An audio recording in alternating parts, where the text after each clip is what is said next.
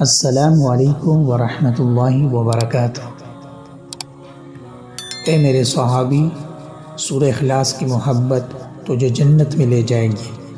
حضرت انس رضی اللہ تعالیٰ عنہ بیان کرتے ہیں، ایک آدمی نے عرض کیا، اللہ کے رسول صلی اللہ علیہ وسلم، میں سورہ اخلاص سے محبت کرتا ہوں۔ آپ صلی اللہ علیہ وسلم نے فرمایا، بے شک تمہاری اس سے محبت ہی تمہیں جنت میں لے جائے گی۔ ترمذی اور امام بخاری رحمۃ اللہ علیہ نے اس کا مفہوم بیان کیا ہے۔